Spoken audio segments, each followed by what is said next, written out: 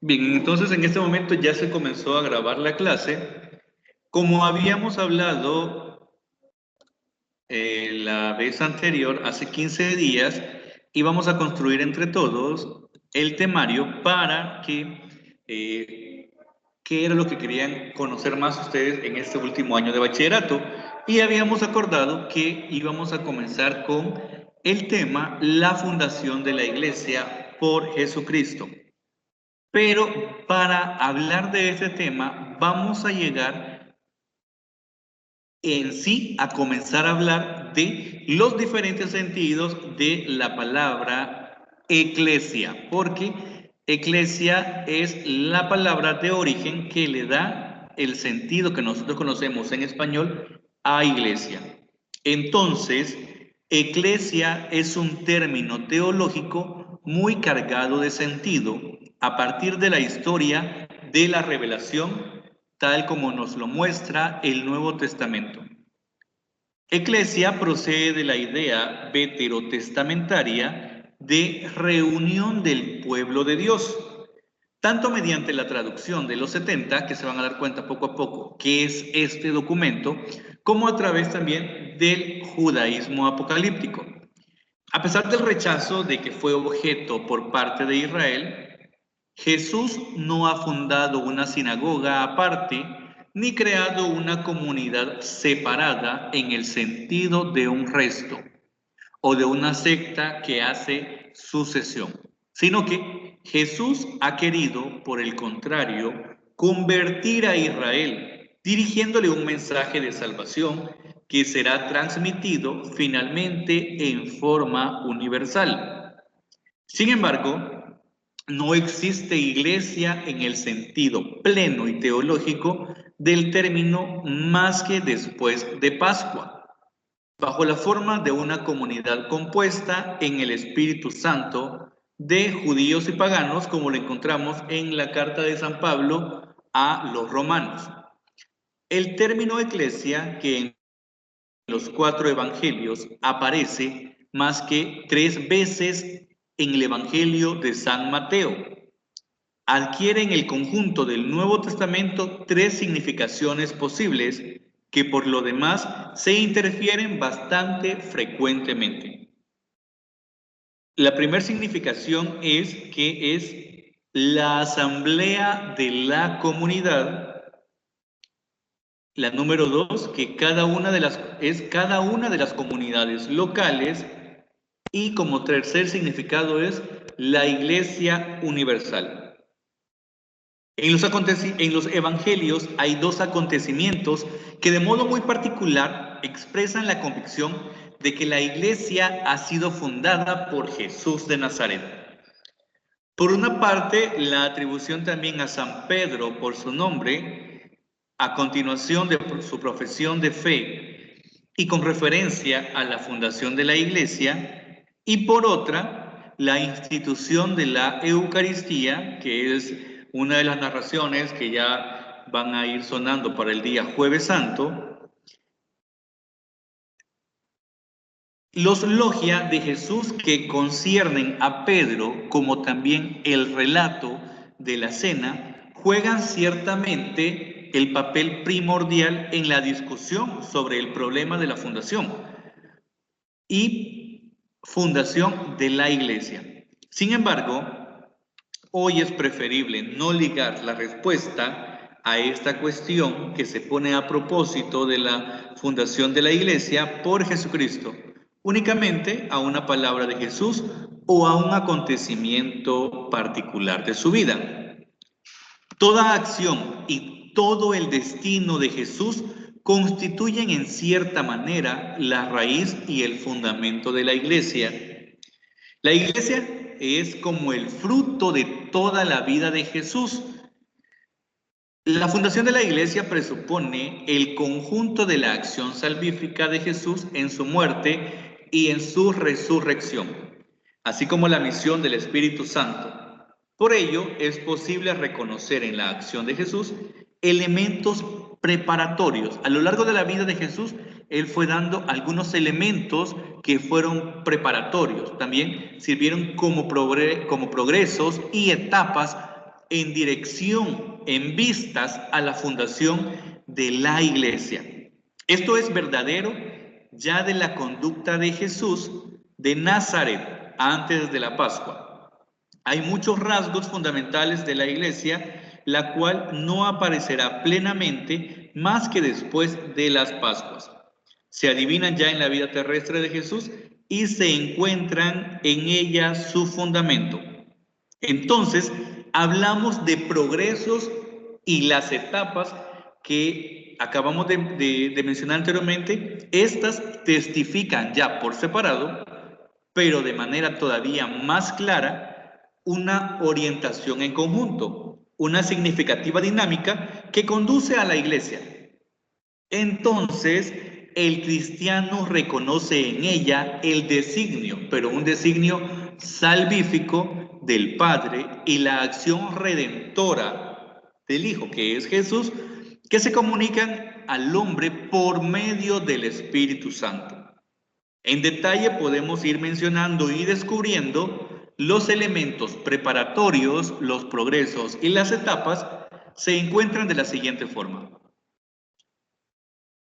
Encontramos en el Antiguo Testamento unas promesas, y estas promesas conciernen al pueblo de Dios y son promesas de la predicción de Jesús y que conservan toda su fuerza salvífica. Luego tenemos un amplio llamamiento de Jesús dirigido a todos en orden a la conversión, así como a la invitación a creer en Él. Tenemos un llamamiento y la institución de los 12 apóstoles como signo del restablecimiento futuro de Israel. Además, la atribución del nombre de Simón Pedro y el rango privilegiado en el círculo de los discípulos y su misión. Acá podemos irnos y mencionar el pasaje evangélico donde Jesús le dice a Pedro: sobre ti edificaré mi iglesia. Y es lo que le da esta atribución y le da este rango privilegiado, porque si recordamos y vemos en la historia de los papas, cada vez que eligen un papa dicen el sucesor de Pedro y hacen referencia a este Simón Pedro, al que Jesús le dijo que sobre él iba a edificar a la iglesia. También tenemos otro de los elementos preparatorios, el rechazo de Jesús por Israel y la ruptura entre el pueblo y los judíos. El hecho de que Jesús, al instituir la cena y al afrontar su pasión y su muerte, persiste en predicar un señorío universal, o sea, el señorío de Dios, que consiste en el don de la vida que Jesús hace a todos.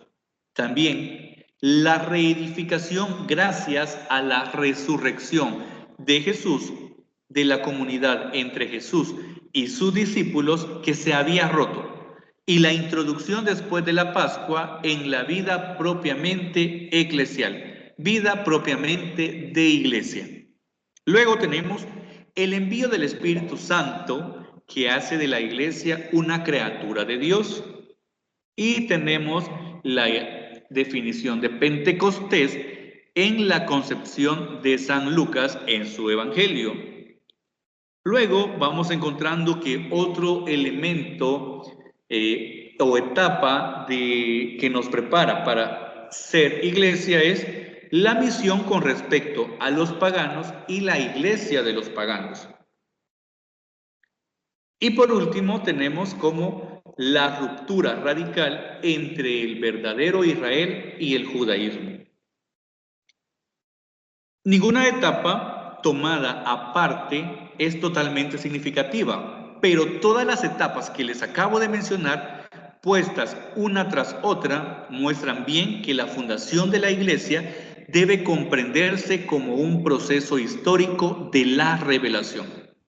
El Padre, o sea Dios, determinó convocar en la Santa Iglesia a los creyentes en Cristo, la cual, prefigurada ya desde el origen del mundo, preparada maravillosamente en la historia del pueblo de Israel y en la antigua alianza, constituida en los últimos tiempos, se manifestó por la efusión del Espíritu Santo y será consumada gloriosamente al fin de los siglos. Simultáneamente podemos hablar que en este desarrollo se constituye la estructura fundamental, permanente y definitiva de la Iglesia. La Iglesia terrestre misma es ya el lugar de reunión del pueblo escatológico de Dios. Ella continúa la misión confiada por Jesús a sus discípulos. En esta perspectiva se puede llamar a la Iglesia germen y comienzo en la tierra del reino de Dios y de Cristo. Nos damos cuenta cómo la idea sobre el ser iglesia y el estar dentro de la iglesia se nos va viendo a través de todos los progresos que ha ido teniendo la iglesia misma. En este momento también les voy a compartir, bueno, vamos a buscar el otro documento que es el que les voy a compartir sobre la iglesia en los primeros siglos.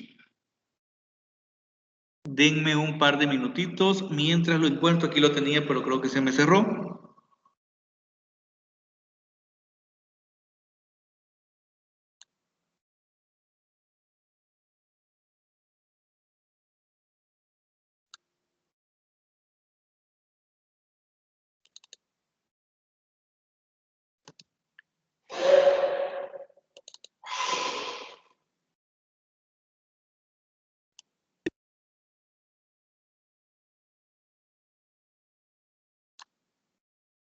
Bien, ya la encontré. Hoy sí. Ahora que ya hemos hablado un poco, bueno, he hablado un poco sobre el origen de la iglesia, la forma en que Jesús la vino a preparar, en que Jesús, él directamente no dijo, vamos a fundar iglesia o esta iglesia es la que yo dejo, sino que la iglesia vino después de la muerte de Jesús. Pero Jesús fue preparando el camino para que esta iglesia surgiera con todas las etapas y los procesos que ya he mencionado. Entonces,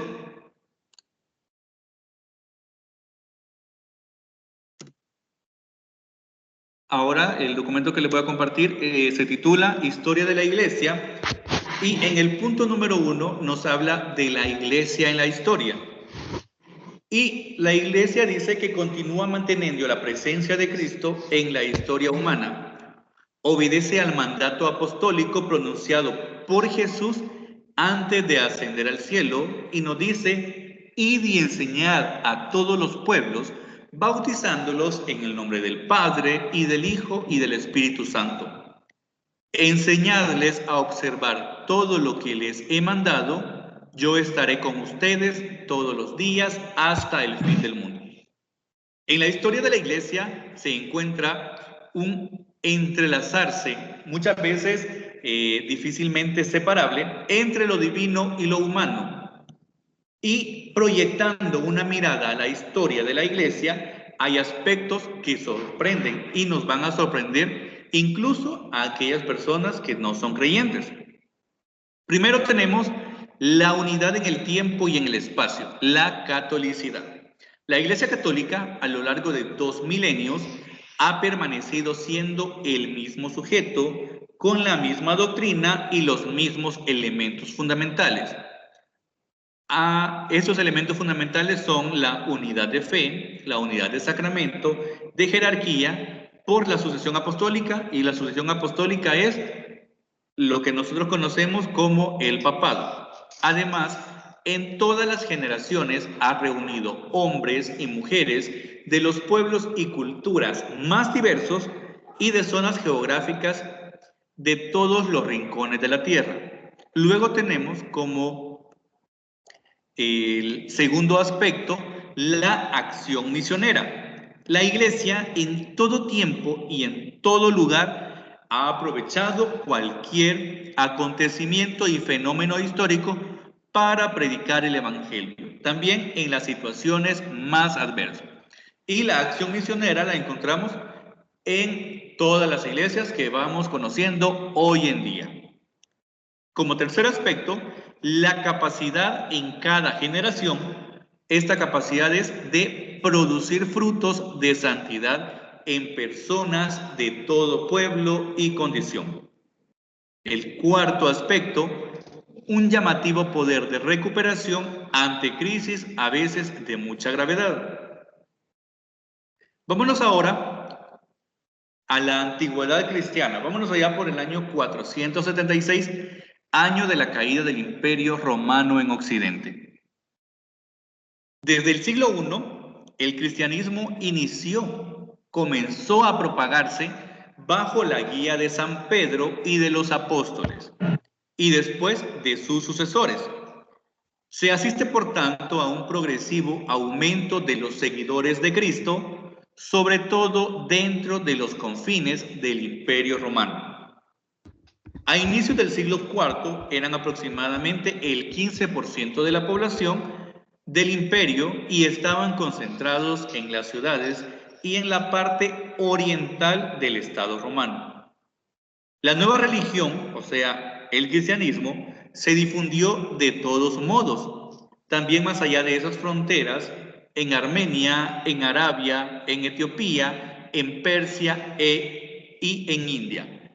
Esto lo podemos corroborar por medio del libro que procede después de los evangelios, que es los Hechos de los Apóstoles, y también a través de todas las cartas que encontramos en el Nuevo Testamento. El poder político romano vio en el cristianismo un peligro por el hecho de que este último reclamaba un ámbito de libertad en la conciencia de las personas respecto a la autoridad estatal. Los seguidores de Cristo tuvieron que soportar numerosas persecuciones que condujeron a muchos al martirio.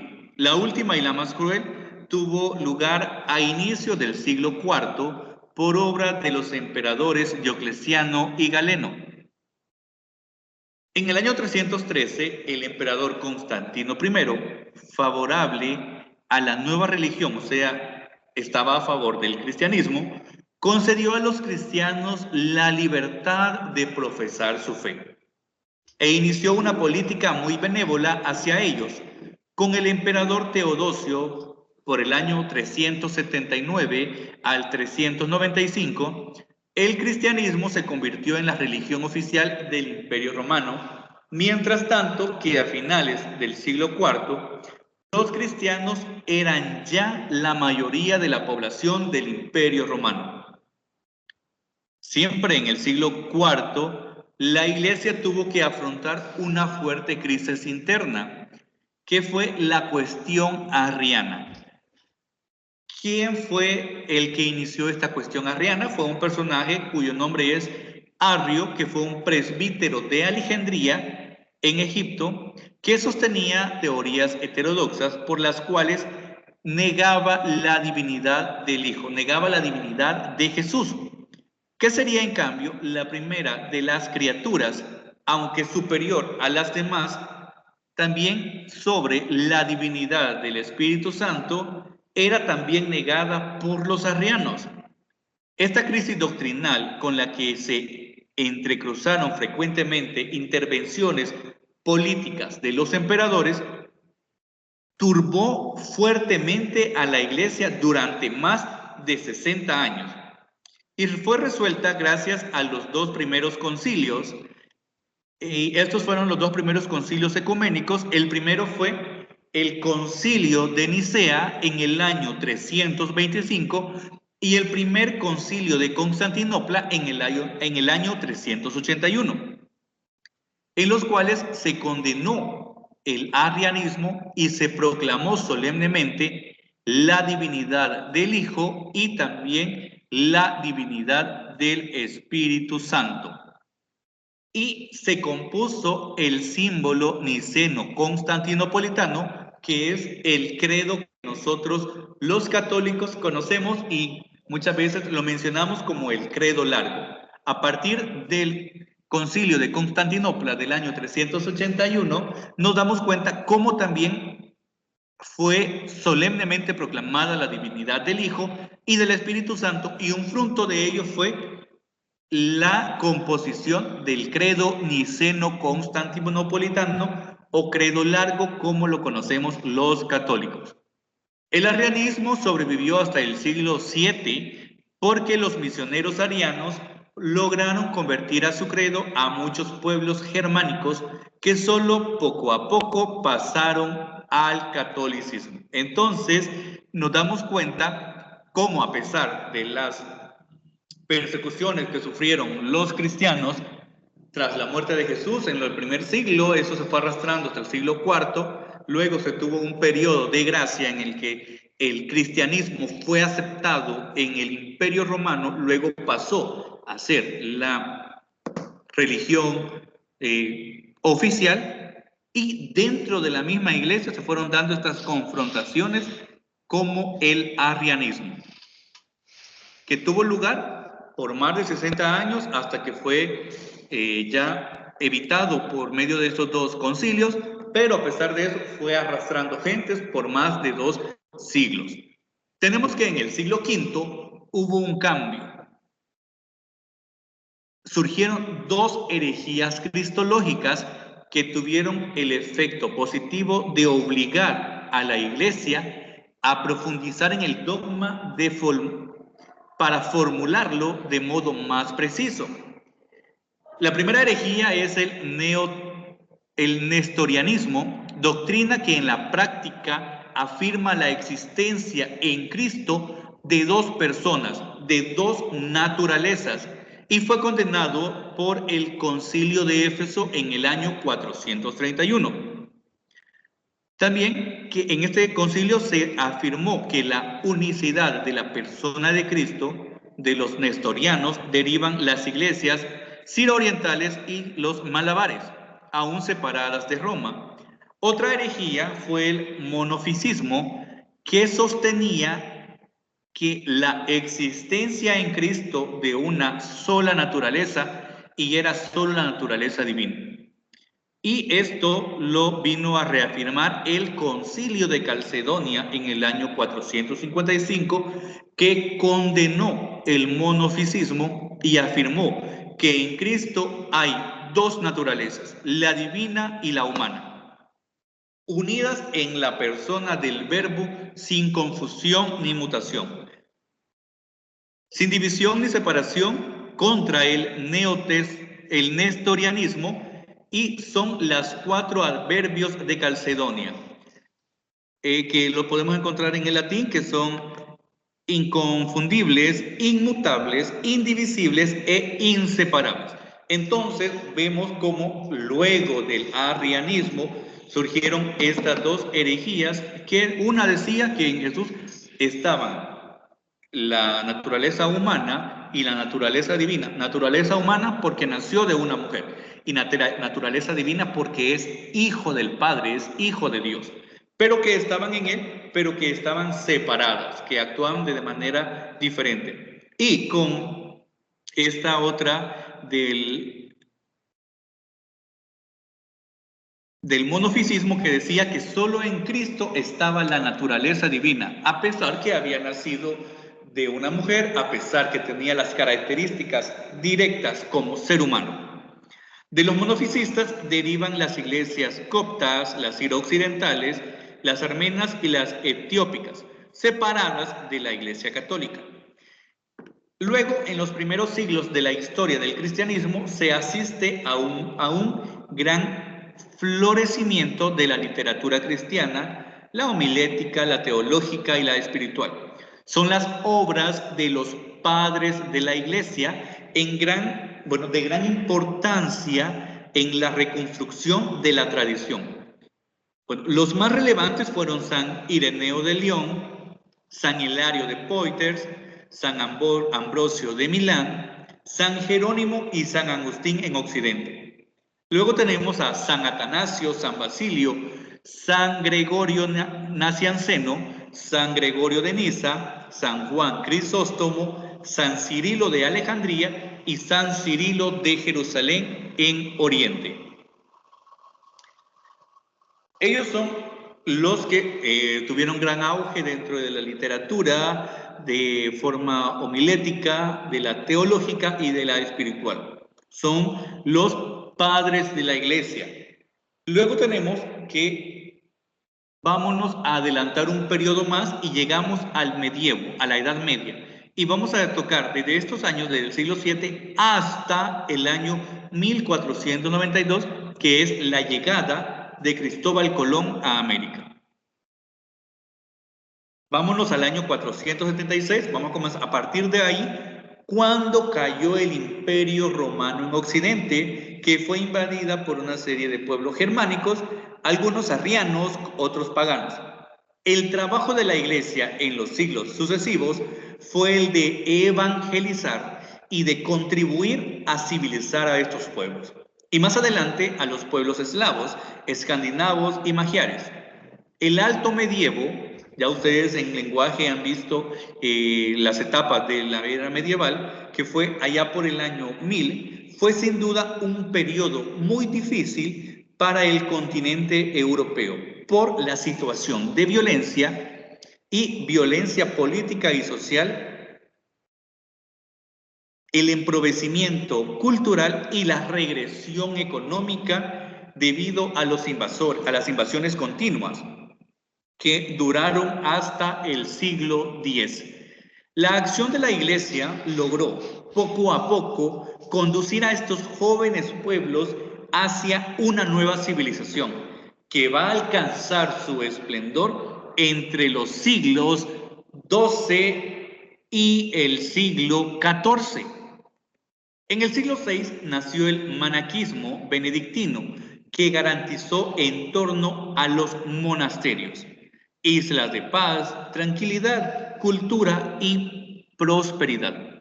También en el siglo VII fue de gran importancia la acción misionera en todo el continente de los monjes irlandeses y los escoceses. En el siglo VIII, la de los benedictinos ingleses. En este último siglo, o sea, en el siglo VIII, terminó la etapa de la patrística, de los padres de la iglesia que habíamos hablado, y con los últimos dos padres de la iglesia que fueron San Juan Damasceno y San Beda el Venerable. El primero de Oriente y el segundo es de Occidente. En el siglo VII y inicios del siglo VIII nació la religión islámica en Arabia. Tras la muerte de Mahoma, los árabes se lanzaron a una serie de guerras de conquista que les condujeron a constituir un vastísimo imperio. Entre otros, subyugaron los pueblos cristianos de África del Norte y de la península ibérica y separaron el pueblo bizantino del latino germánico.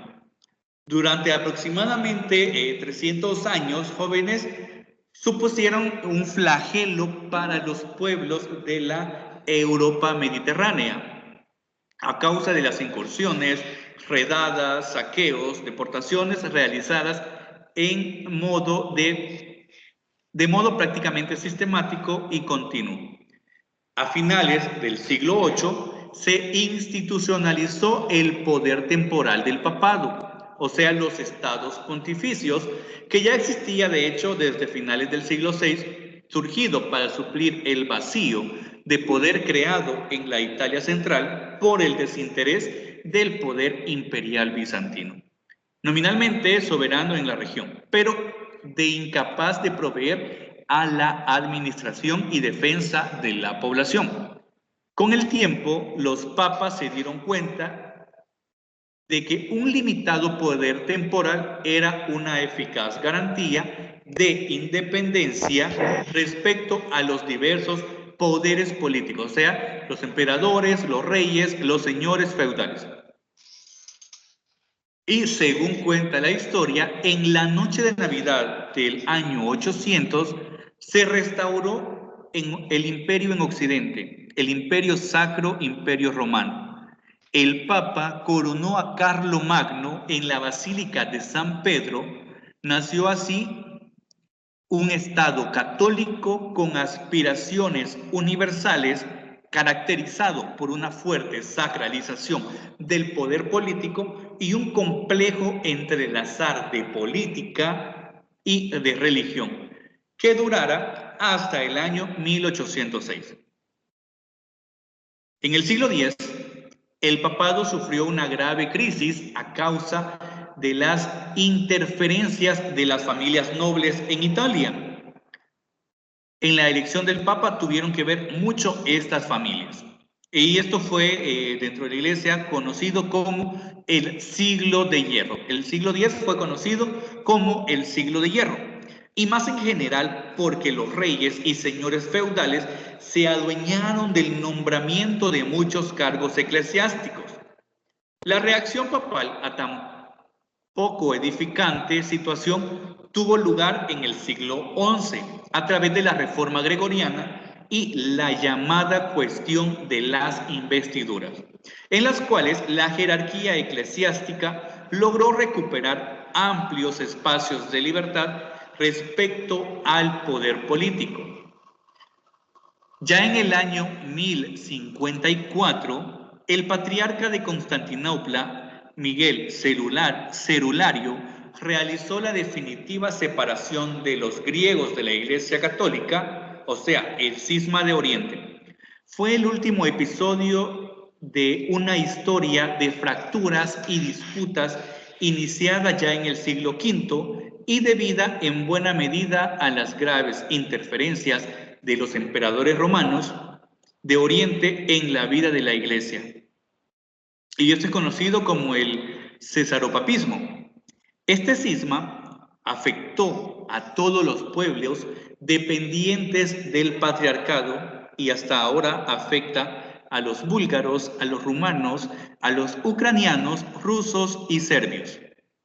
Desde inicios del siglo XI, las repúblicas marineras italianas habían arrebatado a los musulmanes el control del Mediterráneo, poniendo un límite a las agresiones islámicas a finales del siglo.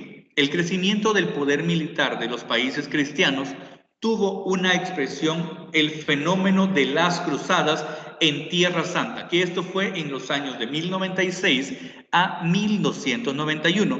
También las expediciones bélicas de carácter religioso, cuyo fin era la conquista y la defensa de Jerusalén.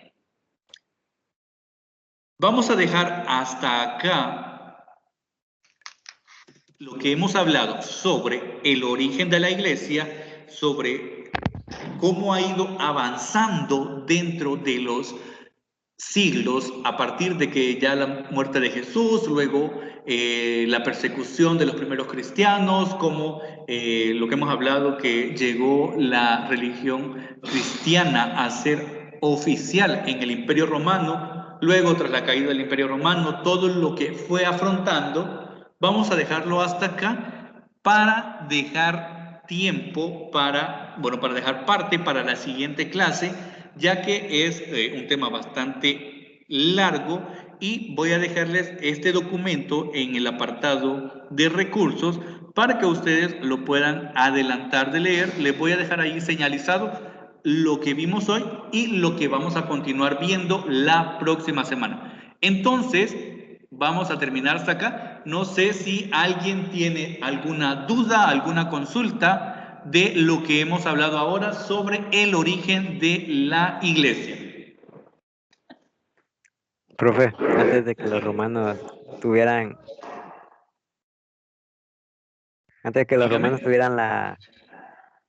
aceptaran al cristianismo, ¿qué practicaban? ¿Qué religión era? Recordemos que en Roma se tenía una religión que era politeísta, que había avanzado también con características de Grecia. Para el poder romano, religión era en torno a ellos y en torno al poder político que era el César. Para ellos era el entorno entonces de muchos dioses y también el entorno del César.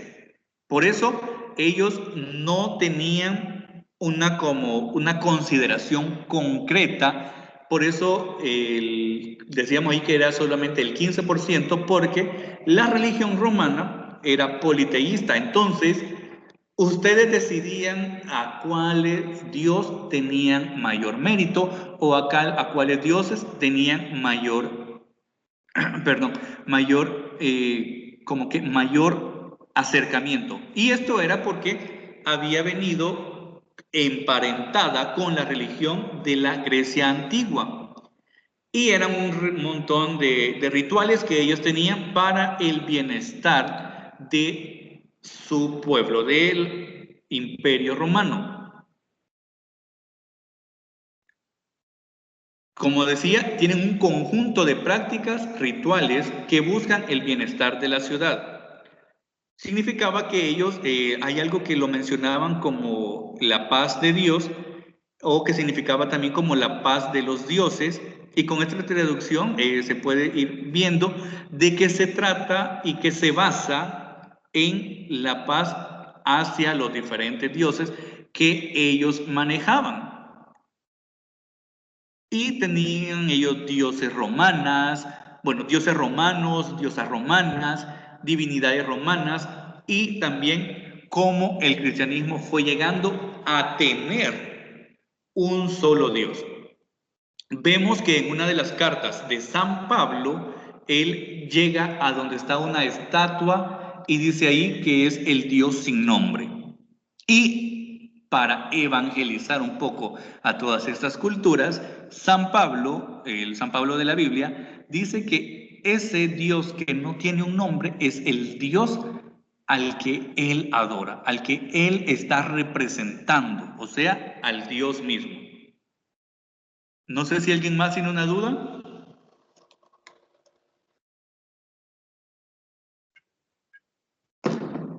Porque si no lo dejamos hasta acá, ya son las 12:31 y le voy a subir en un momento la grabación de esta clase por aquellos que no pudieron estar presentes, ¿ok?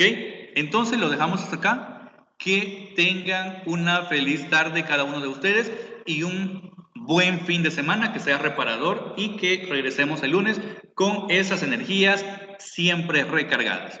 Que tengan un feliz fin de semana y una feliz tarde, jóvenes. Bueno, adiós, profe. Adiós, profe. Cuídense Gracias, mucho. profesor. Adiós, profesor. profe. Adiós, profesor. Cuídense. Adiós, profesor.